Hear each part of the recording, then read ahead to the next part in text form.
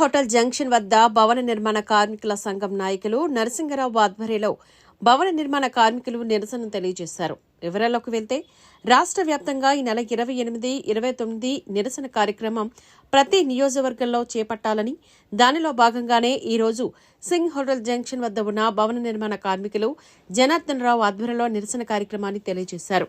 ఈ కార్యక్రమంలో సిఐటియు జిల్లా కార్యదర్శి ఎం సుబ్బారావు మాట్లాడుతూ భవన నిర్మాణ కార్మికులకు సంక్షేమ నిధి ఏర్పాటు చేయడం జరిగిందని, దశాబ్దాల పాటు ఇది భవన నిర్మాణ కార్మికులకు ఉపయోగంగా ఉందని, అయితే ఈ ప్రభుత్వం వచ్చిన తర్వాత ఆ నిధిని పూర్తిగా ఖాళీ చేసి దాన్ని పూర్తిగా నిర్వీర్యం చేశారని, తద్వారా భవన నిర్మాణ కార్మికులకు సంక్షేమం ద్వారా రావాల్సిన పథకాలు అవి కూడా పెండింగ్లో ఉన్నాయని, దీన్ని వెంటనే పునరుద్ధరించాలని, అలాగే పెండింగ్లో ఉన్న బకాయిలను చెల్లించాలని ప్రభుత్వానికి డిమాండ్ చేశారు. సిఐటియు జగదాంబ జోన్ ప్రధాన కార్యదర్శి చంద్రమౌళి ఈ సందర్భంగా మాట్లాడారు.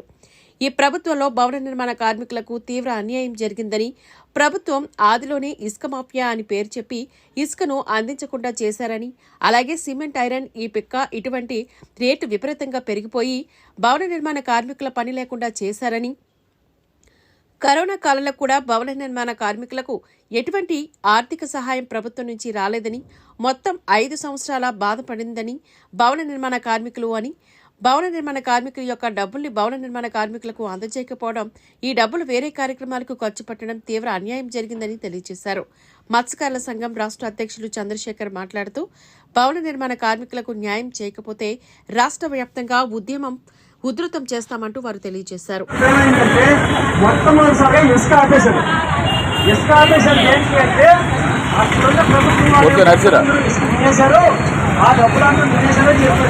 నిజంగా తినేస్తే వాళ్ళకి శిక్ష అయ్యు, వాళ్ళకి జైల్లో పెట్టు, మనకేం అభ్యంతరం లేదు.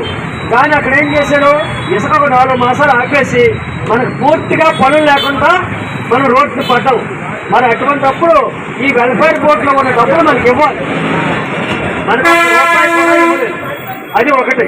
అయిన తర్వాత వెంటనే కరోనా వచ్చేసింది. కరోనా వచ్చేసి ఎవరికి బయటకు రావద్దని చెప్పింది. మరి ఎవరికి బయటకు రాకపోతే భోజనాలు ఎవరు పెడతారు? మనం పని చేస్తేనే మనం ఇవాళ ఇంట్లో భోజనం జరుగుతుంది. మరి అటువంటిప్పుడు ప్రతి వాళ్ళకి డబ్బులు ఇచ్చారు. మొత్తం మళ్ళా భవన నిర్మాణ కార్మికులకే ఇవ్వలేదు. ఏది డబ్బులు మనం ఉన్నాయి, మన డబ్బులు వేరే వాళ్ళకి ఇస్తున్నారు, మనకు మాత్రం ఇవ్వలేదు. ఆ తర్వాత ఏమైంది, సిమెంటు, ఇసుక, తర్వాత పిక్క, తర్వాత ఐరన్, ఇవన్నీ రేట్లు పెరిగిపోయిన తర్వాత భవన నిర్మాణం తగ్గింది. అంతేకాకుండా ఈ కరోనా వల్ల చాలా మంది ఉద్యోగాలు కోల్పోయారు. ఉద్యోగాలు కోల్పోవడం భవన నిర్మాణం కనుక వ్యాపారం తగ్గిపోవడం వల్ల ఇంకా మనకి పనులు కూడా తగ్గిపోయాయి. గతంలో మనకి ప్రతిరోజు పని ఉండేది, ఇప్పుడు మనకి పనులు ఉండట్లేదు. ఈ సంక్షేమ బోర్డు ఏంటంటే మనం దాచుకునే డబ్బులు మన కూతురికి డెలివరీ అయినప్పటికీ, ఇంట్లో భార్యకి డెలివరీ అయినా, మనకు దెబ్బలు తగిలినా, చనిపోయినా ఈ సంక్షేమ డబ్బుల నుంచే మనకి డబ్బులు వచ్చేవి. మరి ఇప్పుడు పూర్తిగా ఎవరికి రాకుండా అన్ని పెండింగ్లో ఉన్నాయి. భవన నిర్మాణ కార్మికులకి రావాల్సిన డబ్బులు ఈ గత 4-5 సంవత్సరాల నుంచి పూర్తిగా పెండింగ్లో ఉండడం అనేది అన్యాయం. కాబట్టి ఎప్పుడైనా జాగ్రత్త వినండి. ఇప్పుడు ఏంటి అంటే మనకి ఈ కార్యక్రమం చేసినందుకు రాత్రి ఇంటెలిజెన్స్ పోలీసు నాకు ఫోన్ చేశాడు. ఏం సార్ నిరసన కార్యక్రమం తెలియజేస్తున్నారని. మీరు చెప్పండి, మీరు గవర్నమెంట్కి భవన నిర్మాణ కార్మికులకి ఎంత అన్యాయం జరిగింది, ఎంత అన్యాయం జరిగినందుకు ప్రతి దగ్గర నిరసన కార్యక్రమాలు నేను చేస్తున్నాం. మరి ఈ నిరసన కార్యక్రమం భవన నిర్మాణ కార్మికులందరూ కూడాను పాల్గొన్నారండి, మీరు చెప్పండి అని చెప్పాం. కానీ మనం చెప్పేటప్పుడు చూడండి, ఇక్కడ ఎంతమంది ఉండాలి, 150 మంది ఉండాలి. మనం అటు పరిగెట్టినోడు ఇటు పరిగెట్టినోడు అయితే ఇంటెలిజెన్స్ పోలీసులు గవర్నమెంట్ చెప్తారు.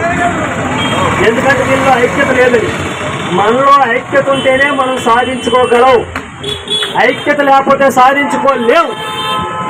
ఎందుకంటే వాళ్ళకి తెలుస్తుంటుంది, మనం డబ్బులు ఇస్తే మనకు ఓట్లు వేసేస్తారు, వీళ్ళు మనం ఎంత అన్యాయం చేసినా పర్వాలేదు అనే విధంగా మనం ఉండకూడదు.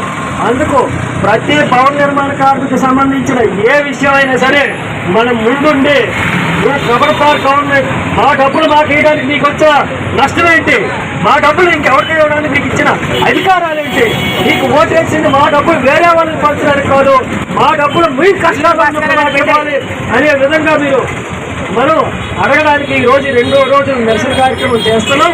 ఈ 2 రోజుల నిరసన కార్యక్రమాలు మనం జయప్రదం చేస్తే మన డబ్బులు మనకు వస్తాయి అనేది మనం అందరం కూడా తెలియపరచడానికి ప్రభుత్వానికి శుభంకారం చెప్పడానికి ఈ రోజు ఈ కార్యక్రమం చేశాం. ఈ కార్యక్రమం నాకు అవకాశం ఇచ్చినందుకు మీ అందరికీ ధన్యవాదాలు తెలియజేస్తున్నాను.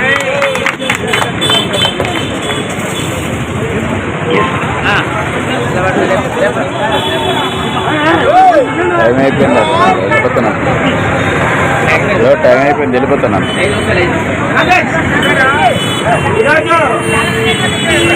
భవన నిర్మాణ కార్మికులకి మీరు అర్థం చేసుకోవాల్సింది ఏంటంటే, ఈ సంక్షేమ బోర్డులో డబ్బులు మాకు రావు. చంద్రమౌళికి, నరసింహరావుకి, శేఖర్ గారికి రావు. ఎవరికి వస్తాయంటే మీకు వస్తాయి. మీకు ఇమ్మని అడుగుతున్నాం, మాకిమ్మని కాదు, మీకు ఇమ్మని అడుగుతున్నాం. మీరు దయచేసి 5 నిమిషాలు ఉంటే సరిపోద్ది. ఇప్పుడు గుర్తు పెట్టుకోండి, మీకు పని లేదని మనం రాష్ట్రం మొత్తం మీద నిరసన తెలుపుతున్నాం. ఇసుక ఫ్రీగా ఇవ్వాలని మీకు ఎందుకు డబ్బులు అడుగుతున్నాం? ఈ డబ్బులు ఎక్కడి నుండి వచ్చాయి? మనం పోరాటం చేసిన తర్వాత దేశం మొత్తం మీద వచ్చాయి. మీలాంటి కార్మికులందరూ నిరసన తెలిపి పని మానేసి గొడవ పెడితే దేశం మొత్తం మీద చట్టం వచ్చింది. ఈ చట్టాన్ని కాపాడుకోవాల్సిన బాధ్యత మంది. ఈరోజు డెలివరీ అయిందనుకోండి, మనకి 20,000 రూపాయలు ఇవ్వాలి, ఇవ్వలేదు. పెళ్ళి అయితే 50,000 రూపాయలు ఇవ్వాలి, ఇవ్వలేదు. మనిషి చనిపోతే 5 లక్షలు ఇవ్వాలి, మనకి ఇవ్వలేదు. మరి ఇవ్వలేనప్పుడు ఈ ప్రభుత్వం సంగతి చేస్తారు కదా. గత చంద్రబాబు నాయుడు డబ్బులు ఓడుకున్నాడు 800 కోట్లు, ఉన్న 1200 కోట్లు జగన్మోహన్ రెడ్డి ఓడుకున్నాడు. ఇంతకుముందు డబ్బులు ఎవరు ఇచ్చారంటే రాజశేఖర రెడ్డి గారు హయాంలో ఈ బోర్డు వచ్చింది. ఈ బోర్డు రావడానికి కారణం ఏంటంటే సిఐటియు భవన నిర్మాణ కార్మికులందరూ పోరాటం చేస్తేనే ఇవి వచ్చింది. ఈ బోర్డుని కాపాడుకోవాల్సిన బాధ్యత మీది. చంద్రమౌళిదో, నరసింహరావుదో, నాదే కాదు, మీ అందరిని. అందుకనే ఈరోజు అన్ని చోట్ల కూడా నిరసన తెలిపి, అయ్యా ఈ బోర్డులో ఉన్న డబ్బులన్నీ మాకు ఇవ్వాలి, మా హక్కు ఇది, మా డబ్బులు ఇవి, నువ్వు తింటే ఊరుకోవని చెప్పేసి చెప్పడానికి ఇది హెచ్చరిక.